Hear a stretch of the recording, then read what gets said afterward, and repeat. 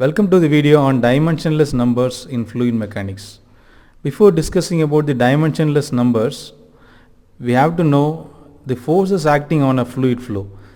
In general, inertial force will be acting on the fluid flow in all the cases, and in some other cases viscous force will be dominating. In some cases gravity force, in some other case pressure force, surface tension force, elastic force will be acting on the fluid flow. For example, if you take an open channel flow, the gravity force will be dominating. Similarly, if you take a pipe flow, the pressure force will be dominating. Similarly, if you take a flow over a rocket, here the rocket will be moving in a very high velocity, so the elastic force will be dominant. Now let us come to the dimensionless numbers. There are several dimensionless numbers in engineering. Especially in fluid mechanics, we will discuss some dimensionless numbers. The first one is Reynolds number. That is the ratio between the inertia force and the viscous force that we have discussed in the previous slide. And then Froude's number, that is the square root of the ratio between inertia force and gravity force. So the Froude's number is used in the cases where the gravity force is dominant. Similarly, Euler's number, that is used where the pressure force is dominant, like the pipe flow. And Weber's number, it is used in cases where surface tension force is dominant. And then Mach number, as we discussed in the previous slide, where elastic force is dominant, Mach number is considered. Now let us see in detail about all these dimensionless number one by one. The first one is Reynolds number. It is the ratio of inertia force to the viscous force. We know that inertia force is equal to mass into acceleration. So we can write the mass in different terms. We know that rho density is equal to mass by volume. So we can write mass is equal to density into volume. So here we can replace this mass term by density into volume. So we have replaced that, and we can replace the acceleration as velocity by time. So we know that acceleration is change in velocity per unit time. So that's why we can replace that acceleration by velocity by time. Then we are rewriting that equation in different form. We are taking the time below the volume, so that becomes volume by time, that is volume flow rate. Volume flow rate Q is equal to area into velocity.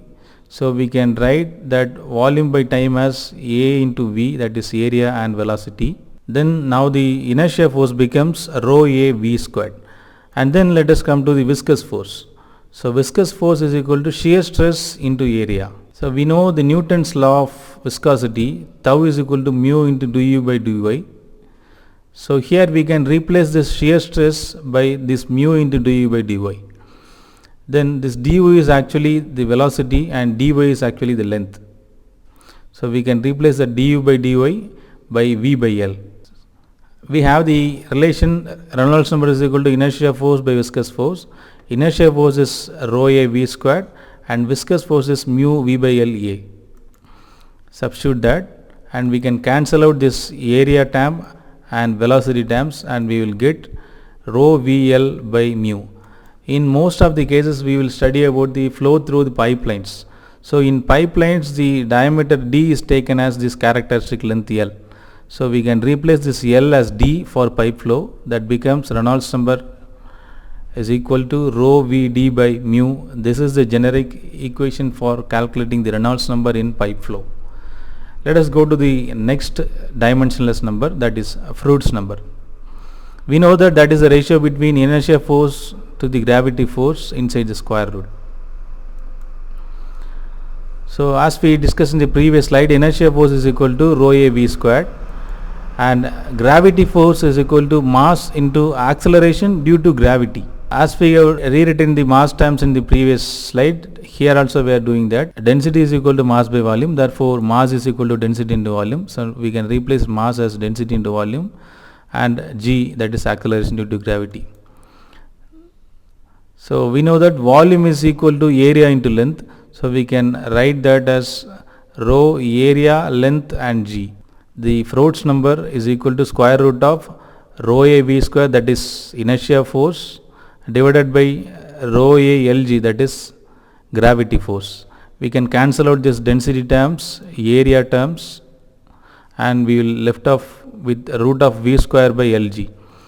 So square root of V square will be V. So we can write that as V divided by root of Lg. And this is the expression for calculating Froude's number. Then let us move to the next number, Euler's number. Euler's number is the square root of the ratio of inertia force to pressure force. As we have discussed earlier, inertia force is equal to rho a V squared. Then pressure force is equal to pressure acting into area. So we know that pressure is equal to force by area. So therefore the force is equal to pressure into area. Euler's number is equal to square root of inertia force rho a V squared divided by pressure force P into A. So we can cancel this A area terms in the numerator and denominator. We left off with rho V square divided by P. So here also we can replace this root of V square by V. So that is equal to V divided by root of P by rho. So this is the equation to calculate Euler's number. Then Weber's number. So this Weber's number is used where surface tension force is dominant. So we know that the inertia force is equal to rho a V squared and the surface tension force is equal to surface tension into length. So that can be written as sigma, that is surface tension, into length L.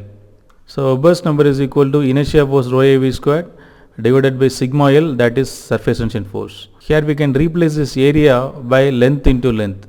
So we can write that area as L into L. So and we can cancel 1L at the numerator to the L in the denominator. So now we have root of rho L V square divided by sigma V square term, and it can be written as, actually this is V. So Weber's number is equal to V divided by root of sigma by rho L.